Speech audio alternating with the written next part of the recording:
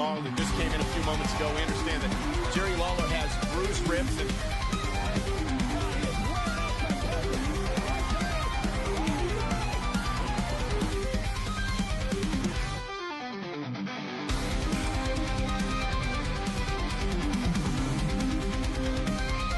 the King Lawler.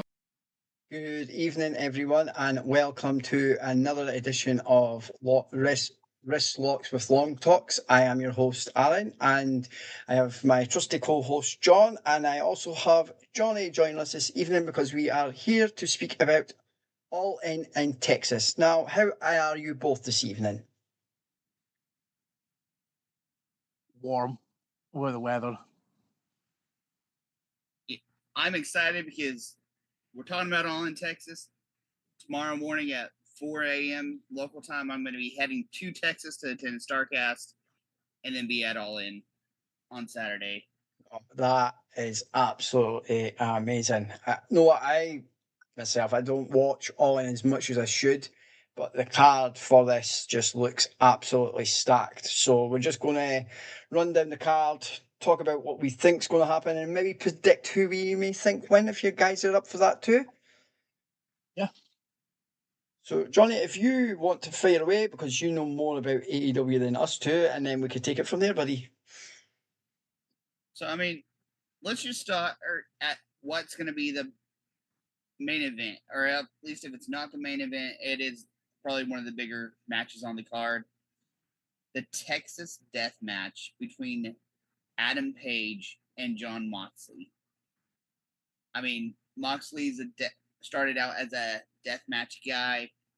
Texas death matches are right up his alley, but Page can go the distance. Page has been through hell with Swerve. I personally know I'm rooting for Hangman Adam Page. I think it's time we take the briefcase out of, not the briefcase, the title out of the briefcase and show it again. I mean, it's on the graphic behind us, but we haven't seen it in over a year. Yeah, no, I agree. It's going to be, that match alone is just going to be something.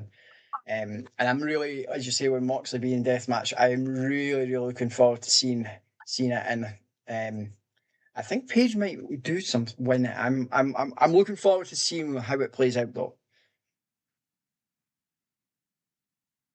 John, who Yeah, are you same. favoring I in think this? Page is going to win.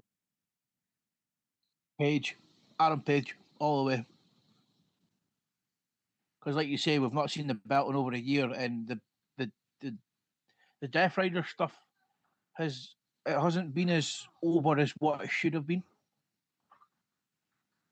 Well, I mean, the problem to me with the Death Riders, because they're still over, in my opinion, is they started off and Mox was like, there's this secret guy coming to reclaim AEW, coming to bring it back to what it originally was, and not a retirement home for WWE superstars. Yeah. And then they moved away from that, and they lost Pac. They have Gabe Kidd in there. They need to restructure and maybe chase the title versus have the title and be the top dogs there.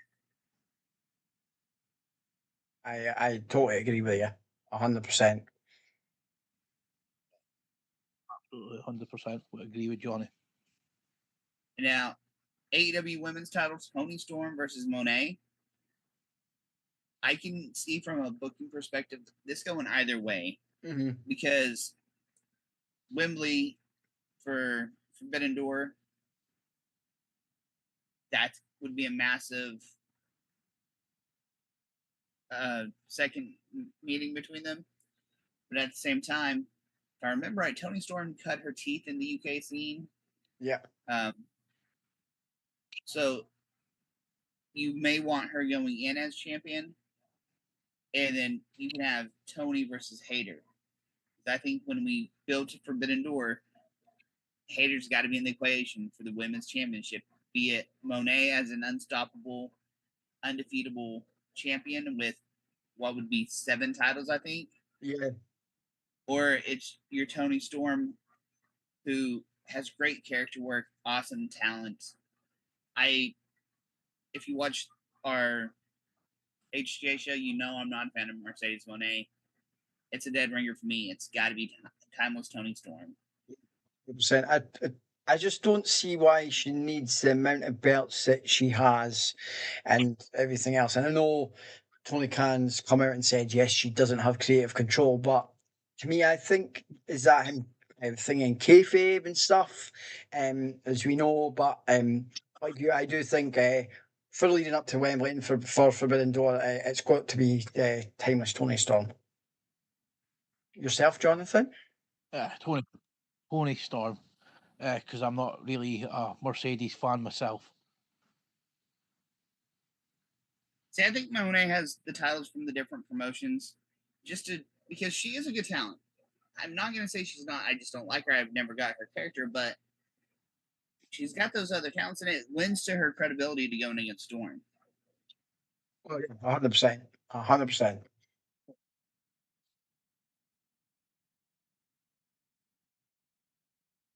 So the next match I got on their card, it's to me the one that if there's a roof on Love, or I can't even remember the stadium, Globe Life Field, right there over your shoulder, Aaron. If there's a roof on Globe Life Field, it's going to be blown off just from their entrances. I've been at a G1 in Dallas when it was there, and I believe Okada was there facing somebody besides Omega. But, like, you're going to have people saying this is awesome just from their entrances. It's Kenny Omega versus Kazuchika Okada. Winner takes all for the international AEW title and the AEW Continental title. I am torn on which one I want here because Omega, awesome, great talent. Kind of lost a little bit of his luster when he came to AEW. He's been fighting those injuries and stuff. Needs this win, needs to be coming back. Shows he's still a top dog. But Kazuchika Okada, man, I've liked him ever since I've seen him in TNA as the Green Hornet character. Horrible gimmick, but like he's just a phenomenal talent and has the best drop kick in wrestling, in my opinion.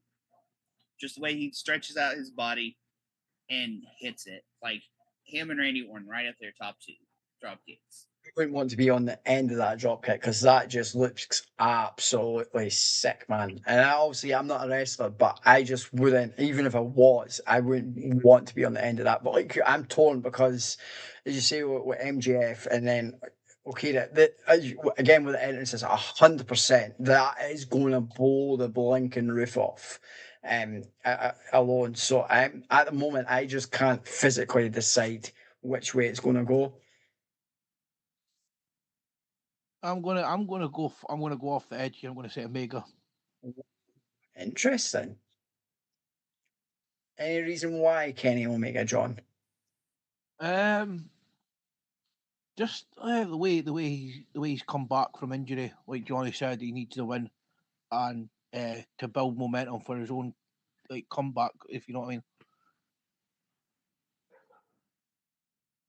Now, here's a factor on Okada's side that we haven't discussed. He has the full Don Callis family behind him. So, Lance Archer, Trent, Rocky Romero, Kyle Fletcher, Kyle Davis, I believe is still technically part of that from Aussie Open. Yeah. So they could be a potential factor within this match as well, with them being there and stuff. So it'll be interesting to see what involvement there will be, if there is any, with them. But then if they get involved, will somebody either debut or come back to be on Omega's side? Well, I mean, Kota Ibushi's not on All In Texas card anywhere. So he just came back. I can see Kota Ibushi coming out to help, maybe set up a feud with Don Callis family and the Golden Lovers. Yeah. Other than that, there's nobody for Kenny, really. No. Not that's not involved in something else somewhere else on the card. Yeah. Which, did you guys see what Lance Archer has recently did? No. Please elaborate, because I'm intrigued. Yeah, I'm So- intrigued as well. Lance Archer plays the villain on TV, but here in the States, Texas just had a massive flood. I don't know if it's hit your guys' airways, but there's at least 117 dead, 130 people still missing, Jesus, that's mental. and it flooded a girls' summer camp. So teens, there's an RV park nearby. Mm-hmm. I don't know how close it is to Hearn, Texas, which is where Archer's from. Right, okay, But yeah. he set up a GoFundMe, and as of last night, he was $80 shy of reaching his goal.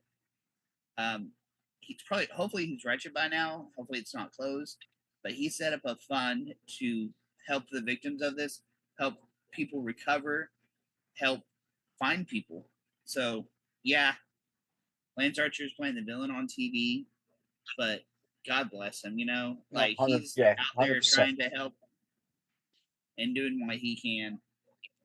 Like you say, I love when, like, if it's a natural disaster or something like that happens, and as you say, they play the bad guy on the television, but they do stuff to try and help communities get back or get something back by doing what he's doing. So kudos to him, 100%. Do you know what his target was, Johnny, at all? I can Google it real fast. Yeah, go for it, man. I haven't caught too much of the news because I kind of stay away from it. Yeah, no, I totally get that, buddy. Totally get that. Go not do that as well. He plays the villain on TV, but like helps like say a wrestler passes or whatnot. He gives to their family to help them and whatnot. Mm-hmm. It's good to see. You know what I mean? It's like they could be bad guys, whether it be. I know we're talking about all in Texas, but the fact that other wrestlers within WWE and that potentially do the same for other things is great to see. That yeah, they may play bad guys on television, but they still do have like they have empathy, if that makes sense, with, and they decide to do it off their own back to help people that are suffering from whatever it is, which is great to see. I'm not finding the exact camp. Oh, Camp Mystic, Okay. which is in Kerr County of Texas. And what happened is a riverbed and part of the Guadalupe River, Mm-hmm. just over Independence Day, flash flood. Wow, it's mental, eh? Absolutely mental. But no, as I say, fair play to him. And if he, as you say, he reaches a target, and then I'm sure the way these things work, whether it be GoFundMe or whatever, once they reach a target, it doesn't close. I think it can still continue on. I may be wrong. I'm not 100%. Yeah, you can overmatch your target.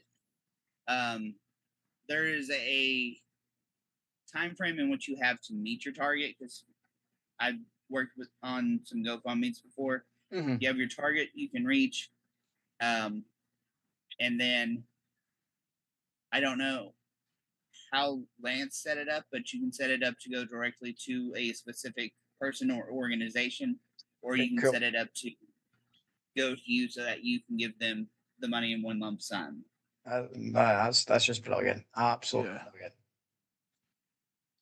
But yeah, I just wanted to throw that in there because all in Texas. Oh no, 100%, buddy. Totally, no, I totally get it, and that's why I'm glad that. Well, yeah, we're talking about this. That's why I'm glad. Obviously, you're going, and I'm assuming you're completely not looking forward to obviously Starcade and then going to it. Other than the drive being a bit of a drive for you, but just to actually be there in person to see the show as well is just going. I think for yourself, it's just going to be ultimately awesome. Oh yeah, and I wish I could be at like Collision that's tonight, the Ring Supercard of Honor, and then Saturday's All In. After that, there's a Lucha promotion that has a show that on Sunday that I'm not going to be able to attend, but I do get to go to StarCast on Friday, so tomorrow. I get to go All In Saturday. Those are going to be worth it. 100%, buddy. Yeah, she's going as well, so she's flown over to Texas for it as well, which is incredible. Wow. I'm sure you'll hear all about it when they get back as well, John. She's been to the last 3, so she's been to the first 2 in Wembley, and then this one is. Oh wow.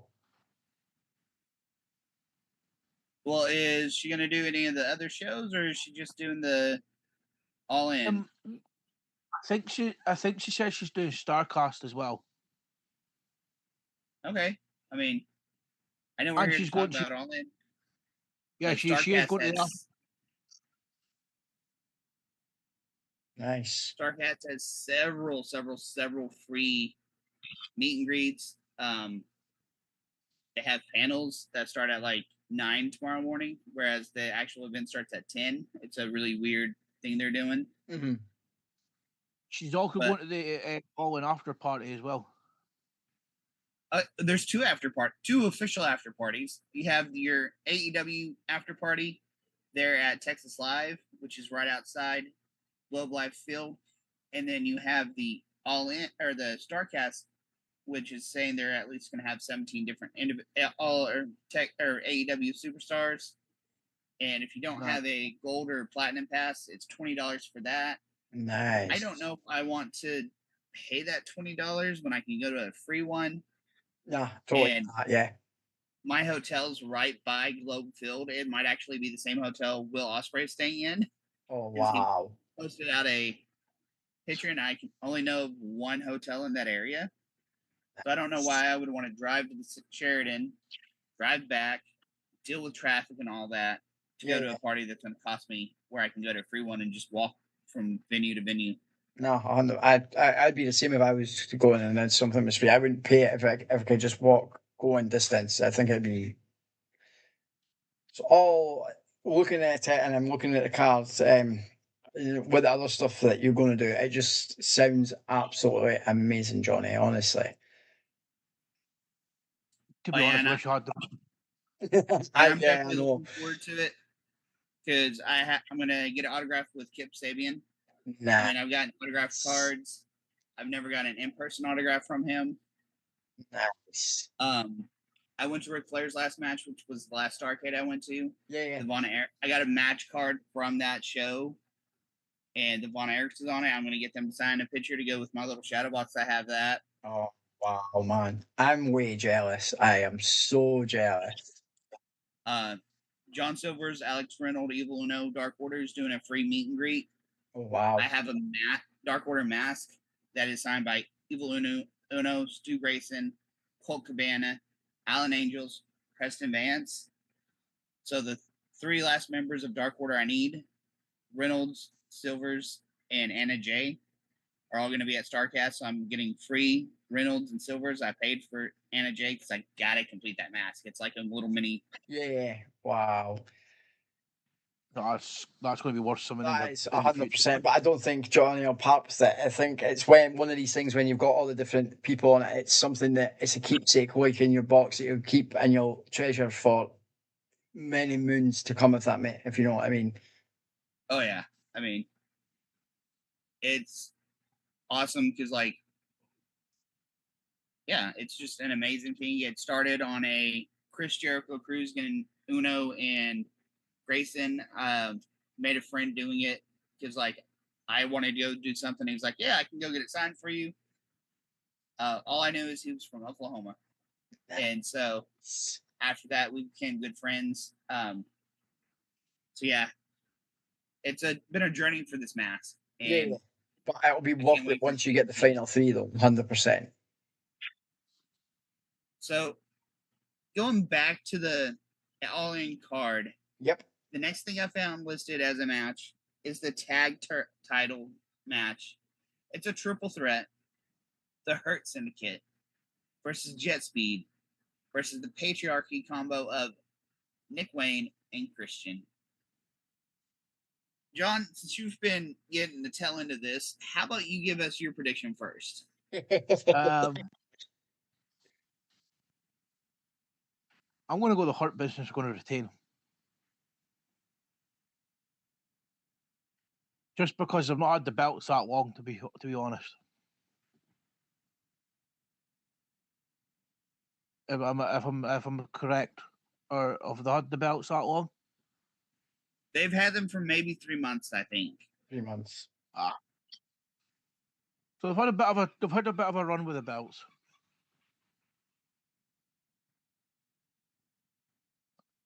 Aaron, your thoughts? I would like to see the Patriarch win the belts, just to see how they would go, because obviously I love what they're doing, and obviously Mr.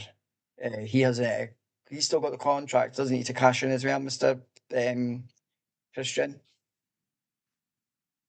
I think he does, but they haven't been using that contract. It's kind of just disappeared. So I'm wondering, like, if they don't win the belts, could he potentially use that in the match later on in the show? If you know, and cash in. I know they haven't been using it, which I think it's weird. You get this thing, and for whatever reason, you don't use it. If you know what I mean. To me, I think I get why they do these things. I totally get them, but not utilizing it, to me, I don't understand why it doesn't happen. But I'd like to see someone different with the belts, and I'm going for the Patriarch just because I like to see how they will get on with the belts, with the Arran. I mean, I'm with you. I think I would love to see the Patriarchy win it. I think Nick just turned 20 today or yesterday, one of the two. So young, so amazing of a talent. But I don't know if you guys watched Dynamite. They have positioned the Hurt Syndicate to lose the match. Yep. Jet Speed and Patriarchy beat down the Hurt Syndicate. They did a concerto to Bobby Lashley's leg last night.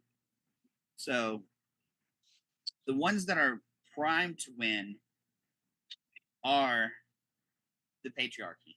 Yeah. Nick's healthy. Christian's healthy. It's been a 20-year drought since Christian has had a tag title. Yep. However, the darlings in the match, Jet Speed, I look for them to win it. I want the Patriarchy to win it, but I look for Jet Speed to win it, and I look for them to pin Nick Wayne. That's what I think is going to take the pin. Nice. Because Shelton Benjamin, too strong. Bobby Lashley, strong. Still with the, or even with an injured leg.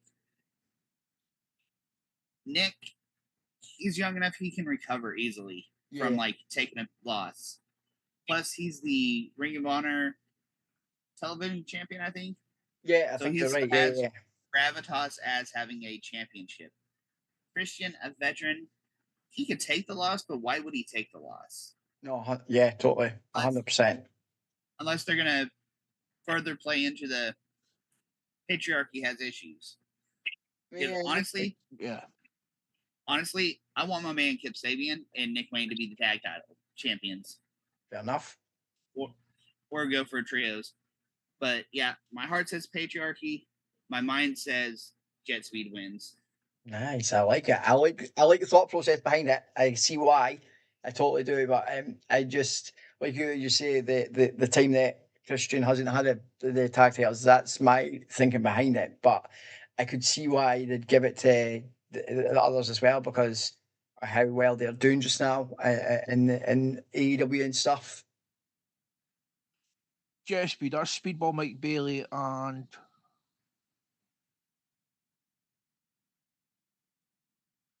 who's partner again? I'm sorry, John, I didn't hear you. I'm saying Speedball Mike Bailey, and who's his partner? Oh, I can't remember his name. That's how much I care about the guy.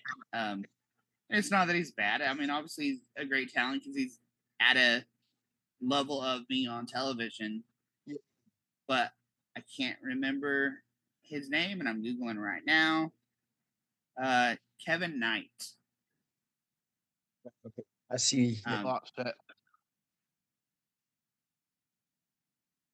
But yeah. After that, I got down for the men's gauntlet match. Mark Briscoe, MJF, Bandito, Brody King, Mystico, and Ricochet are all confirmed They're all potential confirmed entrants. competitors, yeah. But then obviously anybody potentially could be in that match.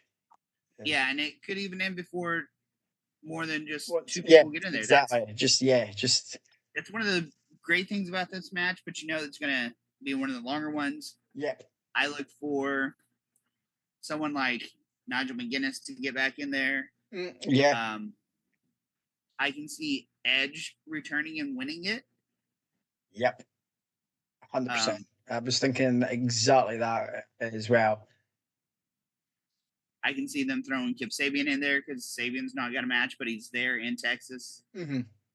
So this is going to be one of those nice ones, kind of like a Royal Rumble. You're going to have those great surprise entrants. Yeah, the ones that you're you know not is maybe not gonna win expecting and stuff. And hopefully, like you say, because the way this could end, it could end before all the competitors are there. And hopefully it doesn't. And we get all the surprises that we're potentially expecting. And then the match goes to an end and we'll get, as you say, Copeland winning. Yeah, I mean, the glory about the gauntlet match also is they don't tell you how many competitors is actually slated to be in it. So if Tony Khan really wanted to do it this way, he could book the entire men's locker room into the match and be like, it would be something that is talked about for ages, like the Brawl for All. It'd be like, why did he do that? Yeah. But he could. Yeah. You're right, you could, but I just don't see him doing that. But it would, as you say, it would get people talking because it being the big one, it being all in, it make more sense potentially to do that as well.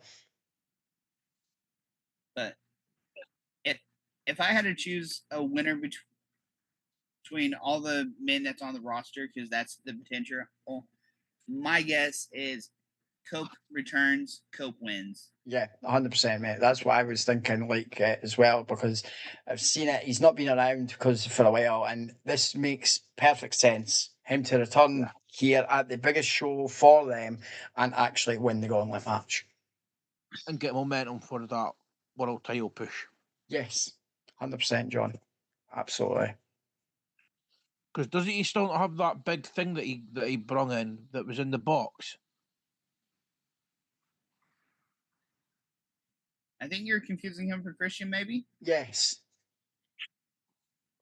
Oh, I thought it was him. I thought it was Cope that brought the big stick thing with the jagged thing. Says "Do not open" or something. Are you thinking about the 2x4 or whatever it is with nails in it? Yeah. I mean, I can see him still using it, but I don't think it's anything that'll matter. It's not like, was it called Spike? His bat, you know. I mean, I know it's not Sting's bat, but it's an AEW All in Texas bat there. Yeah. That's nice. It was free. That makes it better. Nice. Well, when you get free stuff, it's even better because you're not having to pay top money to get whatever it is. If you know what I mean. I mean, I had to show as a mark. I had to answer a trivia question, which the answer was pack, and I got a bag, a hat, and that. Or no, I actually paid for that one. It was a bag, a hat, and something else that I won. Nice. No, I actually paid for that along with a big giant belt buckle. That was nice. Well, actually, it's not a belt buckle. It's a lapel pin, which is actually within distance. Ah, come on now. Oh, there it is. Oh, that is nice. That is very nice. Yeah. So, after that, which, I mean, let's be honest, it'll probably be before that match. It's almost probably a reverse order. You got the women's gauntlet. I think Megan Bain and Statlander are the only two confirmed participants. I think you're right. Yeah, I think you are right, actually. Yeah. But I think Thekla, Penelope, and Willow's probably going to be in there because I can see us having a showdown. Willow and Chris Statlander. Yeah. I really don't know who's going to win this match. No, I can't either. It's just because the amount of talent there is within it and on the roster, you're like thinking, who could it be? Because as you say, they could be that. Like again, they could put the whole women's roster in this, but I don't see it either. But I can't figure out like who. I know I have to pick because we do the predictions anyway on the page, but right at the moment I'm stumped. This is one where I do not have an overall winner in mind at the moment. It's one of these matches where unpredictability brings itself, really. Yep. So here's my one prediction of who can win it, and it's a long shot because she's not even a guaranteed there. I don't know if she's even in Texas. Okay. Jamie Hayter. We talked about it. Oh yeah. The winner of the gauntlet match gets a guaranteed world title shot. How are we going to get Hayter to Wembley without putting her through so many matches? We have her win the gauntlet match. That's a very good shout, actually, Johnny. And I know we spoke about it, but yeah, actually, that does make sense. And yes, I could actually see that. Oh, and then sorry. The last card I have on the match, or last match I have on the card, let me reverse what I said. It's Swerve and Ospreay versus the Young Bucks. Oh. If the Young Bucks win, Swerve and Ospreay cannot have a world title match for 1 year. Wow. Now that's an interesting stipulation. If Swerve and Ospreay win, the Young Bucks are no longer EVPs. Oh, nah. Aaron, you're the only person that hasn't given your predictions first. Who do you think is going to win on this match? Well, because of the different connotations, what could happen, and them being EVPs, which means yes, they decide different things and stuff. I'm going to go for Will and his partner. I just think it'd be different to see them, like the Bucks, not being executive vice presidents and stuff, and not have a say in things anymore. And it'd be good.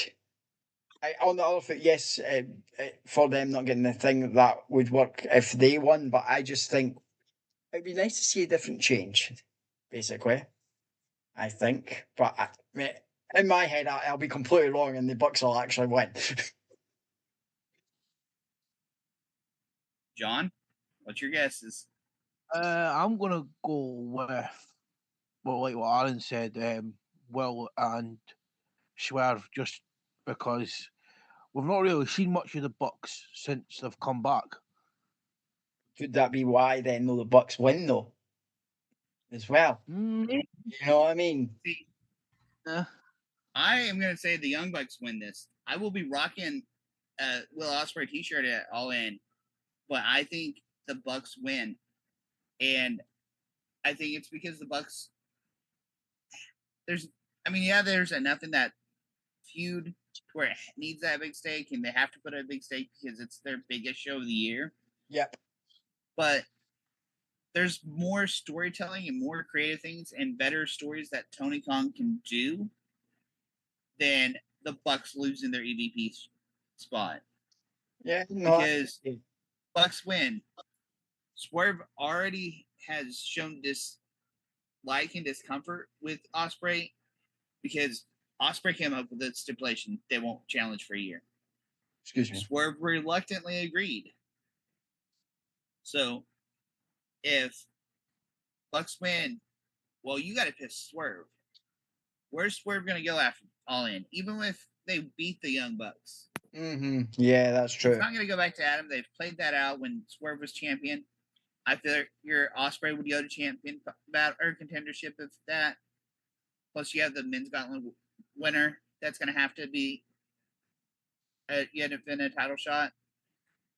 So, Ospreay, Swerve, they lose, they feud, and it gives Ospreay a chance to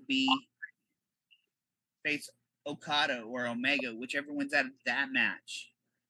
because if I remember right, by the time Ospreay got into the heavyweight scene in New Japan, Kenny Omega left. Yeah, I don't know if Kenny and Ospreay has ever had a fight or a match. Mm-hmm. And I know at one point was Ospreay's like, "You abandoned New Japan. So and so abandoned New Japan. I was there to rebuild New Japan." Of course, he finally left also. But the story of an Omega Ospreay is there. Now that Do we think we could return in Jack Perry to help the Young Bucks win? See, I like that, but at the same time, I feel like they're moving away from that whole storyline because you notice Okada's no longer with. He's now Don Callis Phantom. Yeah.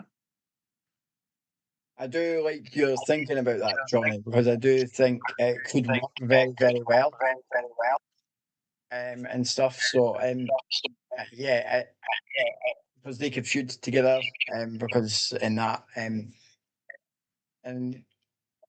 what else?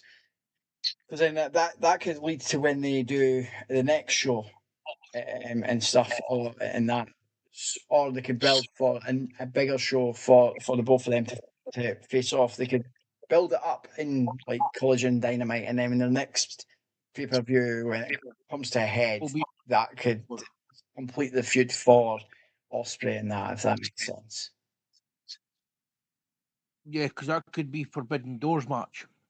See that again, John? Sorry. I'm saying that could be at Forbidden Door. Yes. Which I mean, we're also not thinking New Japan could have someone in the casino match and they can win it, and that could be their Forbidden Door. Yep, exactly. That's also never even thought about that with the casino battle, the match. I never even thought of this with Japan and stuff. But it's also a New Japan CMLL AEW show for Forbidden Door. So we have 3 different promotions to think about, like who could be this for that show.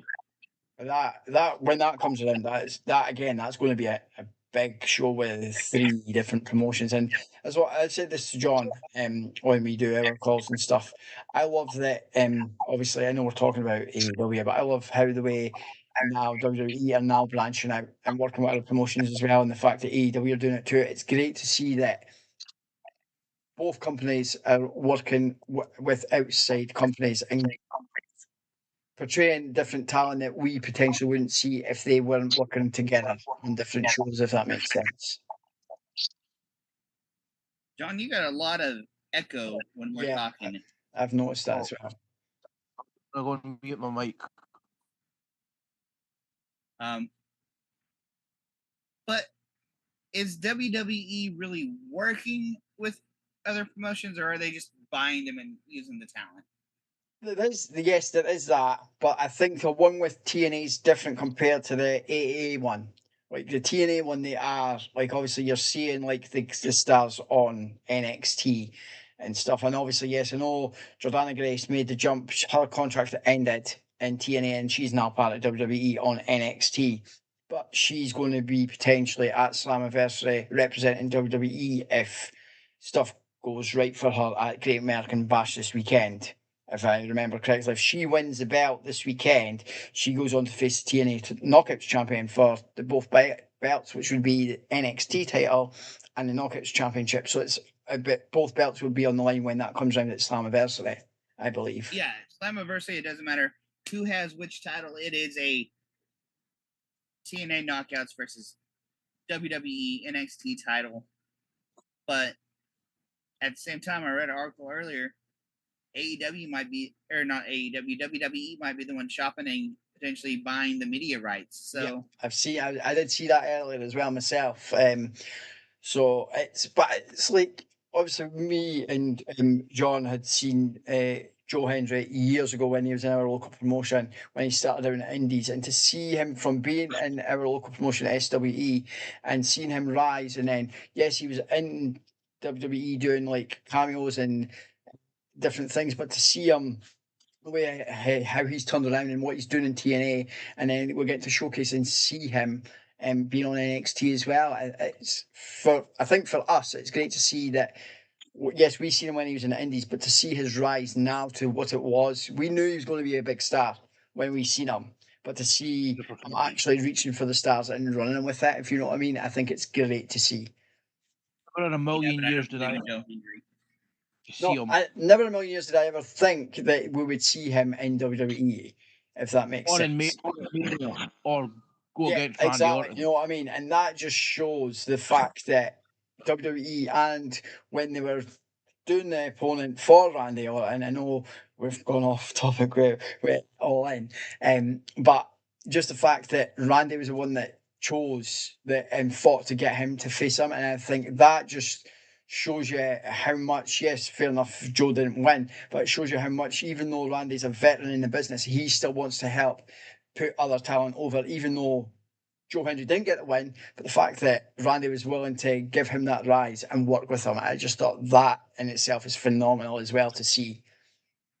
So a little bit of a bow on that conversation. Joe Hendry was supposed to be on the last Jericho cruise. Yep. He had passport issues getting into there. He ended up being in the Royal Rumble and on Raw, I think it was Raw the next night or something. Yeah, that's correct. Where basically everyone that was on the cruise and a lot of others are like, yeah, Hendry's passport issues is a lie. Just he didn't want to miss out on or he had commitments with the WWE. Bull Nakano, who was also on the cruise, she actually made it. Lovely lady. Mm-hmm. Pulled out of StarCast.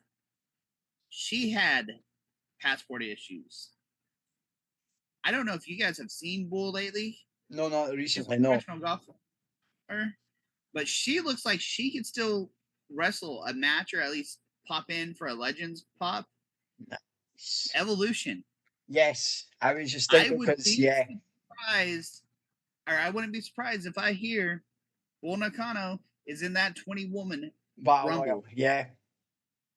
No, it's like that. There's so much on over this weekend between AEW and WWE as well. There's just so many different PLEs, PPVs going on like simultaneously, and I get why, obviously, because this is a massive show for AEW, and I get totally why WWE, sorry, not AEW. I totally get why WWE have done what they've done. Like they're having obviously the Saturday night main event and obviously the Great American Bash. And I think a Great American Bash is round about the same time or slightly after All In, if memory serves me correctly. So yeah. For they two shows to be going up against each other, like Bash and All In, it's going to be interesting to see the figures for viewing figures for both shows when that comes back around. And MJF agrees it's smart business. Oh yeah. But here's the thing that WWE fans can brag about, AEW fans kind of can't fight too much. They're not putting a big pay-per-view. They're not doing like SummerSlam or anything like that against them.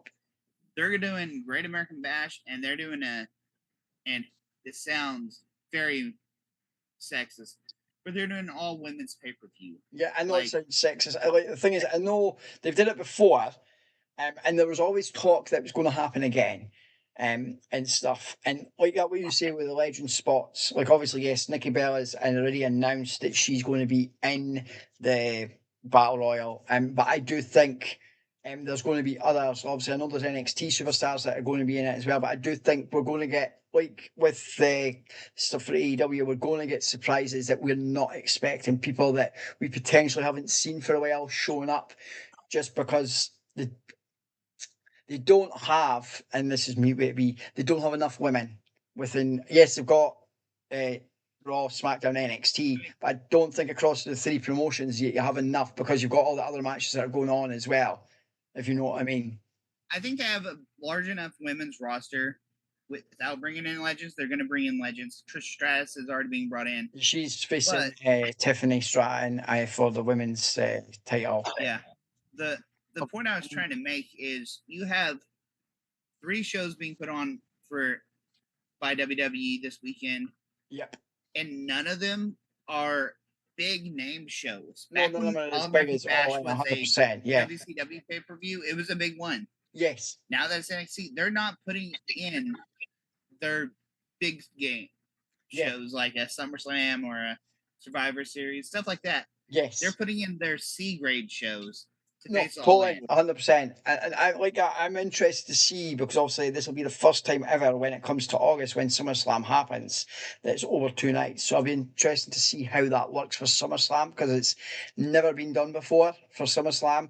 I know because of the pandemic and stuff, they changed it for WrestleMania because what was going on, and they've stuck with that because it works for them. It makes it better rather than having 14, 15 hours of a show over one night. I think it's better that when they do Mania, it's split up. And I think obviously when SummerSlam comes around on the 2nd and 3rd of August, if that's a success, like they hope it will be, I think they may switch to doing SummerSlam over 2 nights, because obviously that's one of their big ones as well, if you know what I mean. Well, they're able to make Have more y'all- money doing that. Yeah. Plain and simple. It is, and the fact that they're done the same again, We see- Mania's in the same, it's back in Las Vegas again this year, just because of the amount of money they made and the stuff that they've did with it. When it comes round, it's back in the same place. I think the same area as well, if memory serves me correctly. Which, one last thing about All In, Yep. don't be surprised if we don't get Dustin Rhodes on the pre-show with possibly the Von Erichs. I would Last week's- love that, man. Honestly. You know, on the pre-show, Yeah, that and then AJ and the Costco guys versus the Don Callis family. oh yeah, I'd forgot about that announcement. They're actually a free meet and greet at Starcast this year. Oh, nice. And then I know that it's not happened yet. It's still 3 hours away from here now. But expect FTR to be booked in a match, possibly against the Outrunners, Mhm. because they've been feuding. They're building up towards that, and FTR doesn't have a match on card. That's very true, actually. That you're very correct about that.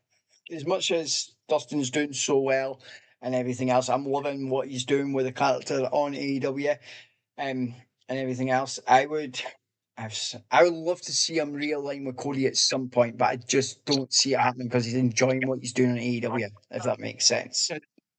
WWE. See that again, John? He said he'll never go back to WWE. Fair enough. It'd be good if he did, but obviously he has reasons, and he's just enjoying what he's doing over there on AEW. It's amazing to see, and I love when he the face painting that he does as well. I love seeing that. Have you also seen during the week that WWE uploaded a certain video to YouTube, the rise of AJ Lee? Yes, I did. I'm wondering if that's a little spoiler for the women's evolution as well. What you guys are talking about, Dustin. Here's one of the amazing facts about Dustin. He started his career, I believe, in 89 or 88. Yep. He has wrestled in 5 different decades, and he's not done yet. Jeff Jarrett, same. Another person that I wouldn't be surprised if he pops in for a gauntlet or some little thing. But another person, 5 different decades, and both men are still going. It's Both men mental. are still wrestling. That's Dustin been a champion or a double champion recently.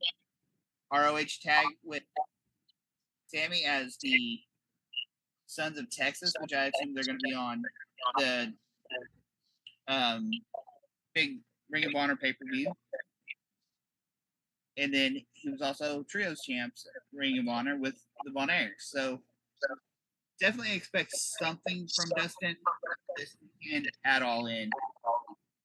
I'm because I don't, as I say, I know I came on and said don't watch it much, but I'm looking forward to actually being able to see the show. Whether it be I have to watch it back or whatever, I'm looking forward to actually being able to see it and see the different stars progress and stuff, and see a different product for it, to be fair, if that makes sense. I see a Collision now and then, because I know you still get that on tonight, like I think it's still on ITV4 if I remember rightly, and stuff. and that. So I do still dip in now and again, but I need to watch it more so I can keep up with different storylines, so know what's going on, so I can go, well, actually, right, that's going to happen, that's going to happen, if that makes sense. Well, when you watch it back, when they show Section 4 up at corner box, you can see my Section 4, row 9. Upper level. It's not down on the floor. But those floor tickets, they're not as expensive as WrestleMania floor tickets. But I know someone who bought tickets, and the ticket on one price was just like $20, or the taxes on the one price, so the box office fee on that was $20 less than the ticket I bought. Wow, that is absolutely frightening. It's like, I get they have to because it's a show and everything else, but I notice this, and this is not a dig. I notice this where, like, WWE as well, you're priced out like with tickets. I remember when I went to Clash at the Castle, what I paid for that and what I was going to be paying for when we were going to potentially go, and when it came up to here, which wasn't a castle, because they were nowhere near the castle when they were in Glasgow. But when I looked at it, I'm thinking, I can't justify paying that amount of money, even for like the nosebleed seats. Even when they brought them out, I thought I still can't constitute paying that amount of money. But what on the bright side of it is, obviously we got, because we came through during the day and we met Alpha and Don. So there's a silver lining in all that, if you know what I mean. We went through and met them and stuff. So it was win-win for that. But I get what you're saying with prices, how the different prices ranges work. And it's the same everywhere, if you know what I mean. Well, I'll put it this way: the only reason I paid the price I did for my All-In tickets was that I don't expect to be able to attend another All-In. Fair enough. I don't expect to ever try to attend another stadium show. This is one of those that it's the first time All-In is in Texas. I think it's the first time technically All-In's in the United States. Wow. Because I believe All Out is what they were doing in Chicago. Yes. Over September. So yeah, this is the first time it's in the States. It's a 4-hour drive. I was able to afford the ticket. I'm able to go to the Starcast and finish up some autographs that I've been wanting to get. So even if I'm gonna not be able to see it very well from where I'm at, I'm still in that building. You're still there, actually experiencing it, regardless where you're sitting and stuff. 100%, as you say, because you've got the drive, but to actually be there to take it all in, be in the atmosphere when the matches are happening as well, and everything else that's going on over a couple of days for you, it's just in itself, Johnny, it's going to be absolutely worth it, if you know what I mean. Because I remember when me, Craig, Ollie, Scotty, and we all went down to, and Tony, we all went down to Clash. It was everything that was going on in the city and Cardiff and everything else. The stuff we managed to see, we did the Undertaker thing, and honestly, it was just to be there. And obviously, like Hope's, like Adam Edge, when his music hit me, I cannot remember. I know you see it watching, but the goosebumps that I had, and you forget, like, the European crowd is completely different to the US crowd, as you know, if you go to different shows. And I think he was shocked at the fact, even after he got in the ring, how we were all still singing his song. And he just looks around and he's thinking, holy crap. You know what I mean? And I thought, to actually be there in that moment and experience it, even for you, know you're going to be higher up. It's just going to be awesome with everything else that's going on throughout the couple of days that you're there as well. And I hope it's a good crowd. Yeah. Because, like, some crowds are horrible. Some are great. Like, that, whatever, I don't even remember the show they did in France for WWE. But, like, that crowd was on fire. The Jericho Cruise, when they did the Dynamite from there, it was on fire. All In, when Punk arrived, was on fire.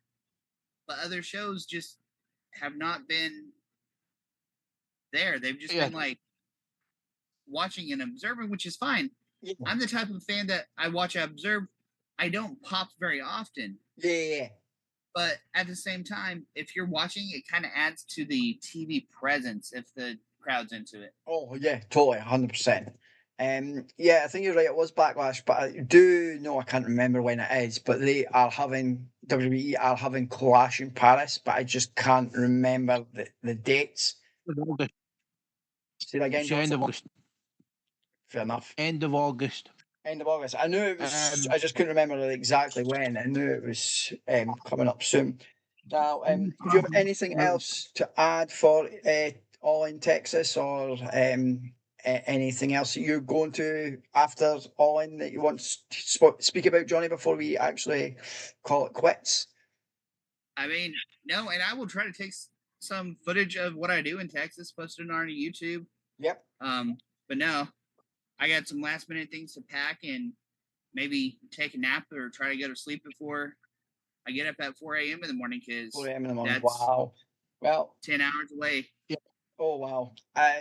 You know what? Thank you so much, because obviously we normally speak. Well, yes, we have spoke about WWE as well, but thank you so much for joining us. I think it's been great to have another perspective for AEW, because obviously I know myself and John don't watch it as much. I don't know if there's another show, a big show like this for AEW, if you want to meet again and we could do another one. If there's a bigger one, I don't mind doing that. I don't think John would mind if there's one going in the future and you want to jump on and we could chat about it, Johnny. I don't mind at all. but there is one thing, Aaron. Yes, my friend. Tony Khan came out and revealed why All In is in Texas this year instead of Wembley. It's because Coldplay are playing the date they wanted. All right, okay, fair enough. Well, thank you, everyone. Unless you want to add before I do, we get us decide to leave, Johnny. Sorry. I just want to say thank you for having me. It's been a blast. I've loved being able to talk about it and give my predictions on this live episode. Yeah, it's just been amazing, you guys. Thanks. No, thank you. I know you suggested it, and I think it makes it great to do something different and speak about something different. Yeah. I know we've touched base with WWE and that as well. But again, thank you. And obviously, again, as I've said, if there's ever any other time that there's a bigger show like this, we'll be happy to jump on and chat about it. Now, obviously, myself and John will be back next Thursday at 8 p.m. live, speaking about all things WWE and maybe touch base a little bit about what's happened about AEW as well. So thank you everyone for joining us, and myself and John will see you next Thursday. And Johnny, have a fabulous time, and we will all see you again soon. Peace, everyone. Taking all the